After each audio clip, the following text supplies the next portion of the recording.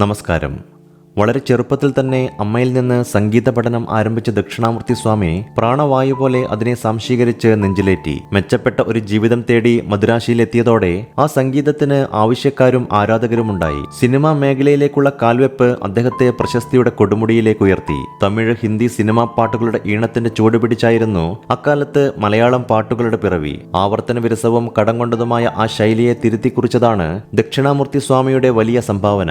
കർണാടക സംഗീതത്തിന്റെ ആത്മാവിനെ അദ്ദേഹം മലയാള ഗാനങ്ങളിൽ സന്നിവേശിപ്പിച്ച് ഗാനത്തിന് ഒരു നവോന്മേഷവും പുതുജീവനും നൽകി. 1950 അദ്ദേഹം സിനിമാ രംഗവുമായി ബന്ധപ്പെടുന്നത്. തികച്ചും യാദൃശ്ചികമായിരുന്നു ആ രംഗപ്രവേശം. മദുരാശിയിൽ ചിലരെ പാട്ടു പഠിപ്പിച്ച് നാൾ കഴിക്കവേ ഒരു നാൾ അഭയദേവും കുഞ്ചാക്കോയും KV കോശിയും അദ്ദേഹത്തെ സമീപിക്കുകയായിരുന്നു. നല്ല തങ്ക എന്ന സിനിമയ്ക്ക് വേണ്ടി ഒരു ആമുഖ ഗാനം വേണമെന്നതായിരുന്നു അവരുടെ ആവശ്യം. വാഗ്ദേവതയും വാണിദേവിയും എമ്പാടും അനുഗ്രഹിച്ച അദ്ദേഹത്തിന് അതൊരു പ്രശ്നമായിരുന്നില്ല.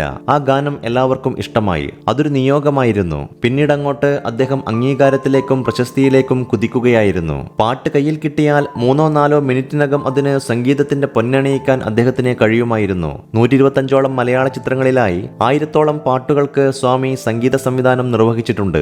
അവയെല്ലാം ഇന്നും ജനപ്രിയ ഗാനങ്ങളായി കാലത്തെ അതിജീവിച്ച് സംഗീത പ്രേമികളുടെ ചുണ്ടിലും മനസ്സിലും തളിരിട്ട് നിൽക്കുന്നു. ചില സിനിമകളിൽ അദ്ദേഹം പാടുകയും ചെയ്തു. ശരീരം മുഴുവൻ ഭസ്മക്കുറികളുടെ അലങ്കാരം, കഴുത്തിൽ രുദ്രാക്ഷമാല, കൈകളിൽ സംഗീതമുദ്രകൾ, മനസ്സു നിറയെ രാഗഭാവങ്ങൾ, രൂപവും ഭാവവും ജീവിത രീതിയും ശ്രദ്ധിച്ചാൽ ഇദ്ദേഹത്തിൽ നിന്ന് ഭക്തിഗാനങ്ങൾ മാത്രമേ പ്രതീക്ഷിക്കാനാവൂ. എന്നാൽ മലയാളിയെ മയക്കിയ എത്രയെത്ര പ്രണയഗാനങ്ങളാണ് സ്വാമി ഒരുക്കിയത്.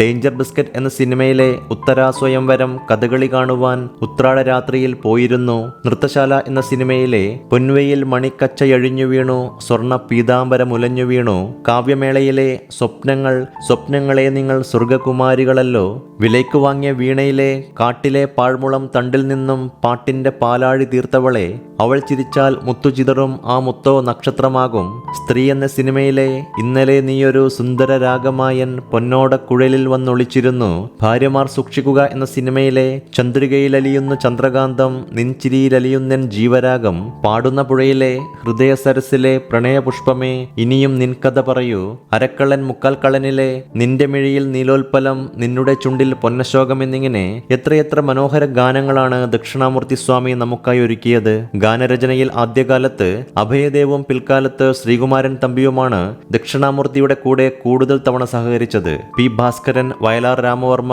ONV കുറുപ്പ് എന്നിവർക്കൊപ്പവും അദ്ദേഹം ധാരാളം ഗാനങ്ങൾ ഒരുക്കി.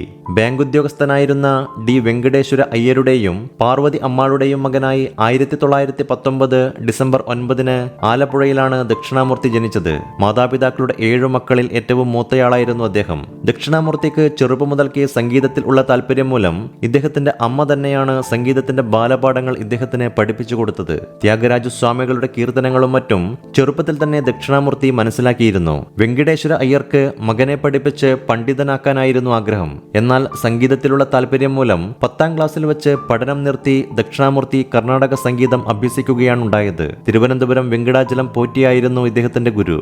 ഇദ്ദേഹത്തിന്റെ കീഴിൽ 3 വർഷം സംഗീതം അഭ്യസിച്ചു. പിന്നീട് കർണാടക സംഗീതത്തിൽ കൂടുതൽ അറിവ് നേടുകയും ഇതിൽ വിദഗ്ധനാവുകയും ചെയ്തു. ഗാനരചയിതാവിന്റെ ആദ്യ വരികളിൽ തന്നെ അതേത് രാഗത്തിൽ ചിട്ടപ്പെടുത്തണമെന്ന് തിരിച്ചറിയാനുള്ള അപൂർവ സിദ്ധി ദക്ഷിണാമൂർത്തി സ്വാമികൾക്കുണ്ടായിരുന്നു. സംഗീതത്തിനു വേണ്ടി മാത്രം ഒഴിഞ്ഞുവച്ചതായിരുന്നു ദക്ഷിണാമൂർത്തി സ്വാമിയുടെ ജീവിതം. ഭക്തിയുടെ ധ്യാനത്തിൽ മുഴുകിയിരിക്കുമ്പോൾ മനസ്സിൽ രാഗനിർദ്ധരികൾ പെയ്തിറങ്ങുമെന്ന് തന്റെ സഹധർമ്മിണിയോട് പറയുമായിരുന്നു അദ്ദേഹം. തന്റെ സംഗീത വഴികളിൽ വിളക്കായിരുന്നു ഭാര്യ കല്യാണി അമ്മാൾ.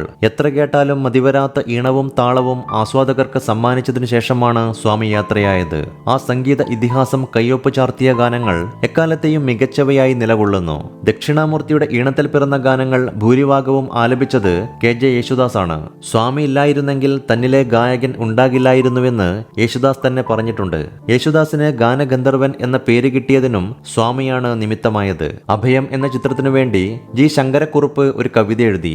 കഠിനമായ പദങ്ങൾ നിറഞ്ഞ ഒരു കവിത. ശ്രാന്തമമ്പര നിരാകാരം നിതാഘോഷ്മള സ്വപ്നാക്രാന്തം എന്ന് തുടങ്ങുന്നതാണ് അതിലെ വരികൾ. സ്വാമി അതിന് സംഗീതം കൊടുത്തപ്പോൾ അത്യന്തം ശ്രവണമധുരമായ ഒരു ഗാനം പിറന്നു. യേശുദാസ് അത് അതിമധുരമായി ആലപിക്കുകയും ചെയ്തു. ഈ ഗാനം കേട്ട് മതിമറന്ന ജി ശങ്കരക്കുറുപ്പാണ് യേശുദാസിനെ ആദ്യമായി ഗാനഗന്ധർവൻ എന്ന് വിളിച്ചതത്രേ. എല്ലാത്തിനും നിമിത്തമായി സ്വാമിയും കൂടെയുണ്ടായിരുന്നു. TV ചാനലുകളിലെ സംഗീത പരിപാടികളിൽ എന്തുകൊണ്ട് വിധികർത്താവായി പങ്കെടുക്കുന്നില്ല എന്ന ചോദ്യത്തിന് ഒരിക്കൽ സ്വാമി ഇങ്ങനെയാണ് മറുപടി നൽകിയത്: സംഗീതത്തെ വിലയിരുത്താൻ ഞാനാര്? നല്ല ഗായകരെ മത്സരത്തിലൂടെ തിരഞ്ഞെടുക്കുന്നതിനോട് എനിക്ക് യോജിപ്പില്ല.